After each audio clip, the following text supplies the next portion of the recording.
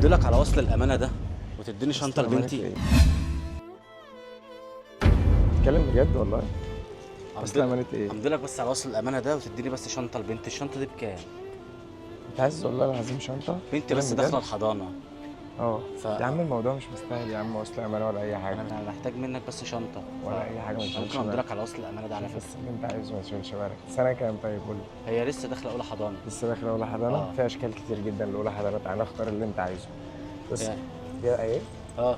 دي اولى حضانه زي الشكل اللي اللي ماشي. يعجبها. عندك يونيكورن، دي عندك بكام دي إلسا. بقى؟ دي اه. دي ب 200 جنيه بس. ماشي الموضوع خلاص. مش مستاهل بص يعني، همضيلك مستاهل. بقى. طب بص بقى ب 200 جنيه هاتها. هاتها ماشي دي على قدها دي، هاتها بقى كده. ماشي عندك ترابيزه او حاجه بس همضيلك؟ يا عم الموضوع مش مستاهل بس.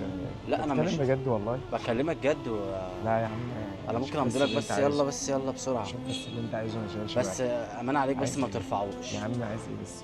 ما بهزرش. يا عم ولا اي حاجه. انت عايز دي؟ انت ما ليه انت حاسك عايز واخد دي؟ الموضوع هزار؟ لا انت عايز دي بجد؟ اه انا عايز دي. انا اه عايز دي لبنتي. ماشي. بس انا عايزك بس امضيلك بس على بنتك ولا ده. اختك الصغيره؟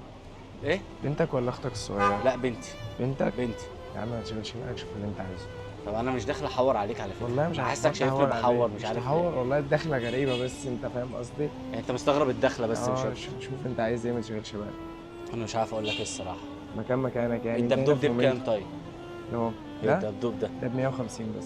دي شنطه ها؟ دي شنطه دبدوب اهو. لو عاوزت اي حاجه في اي انا عايز وقت. ارخص حاجه عندك حاجات طيب. للمدارس وحاجات للكليات وحاجات للجامعات، لاختك خلاص طب الصغيره بص يا حاجات عم. كبيره. طب بص ما بس تشغلش عشان انت بالك. مش مقدر بس ان انا ظروفي يا صعبه. عم ولا اي حاجه والله، شوف اللي انت عايزه. انا عايزك بس عشان ما اكترش عليك. شوف بس اكل عيشك.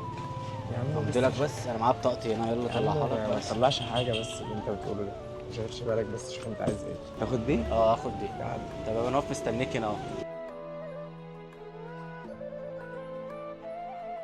شكلك راجل محترم. انت عايزه مكانك يعني.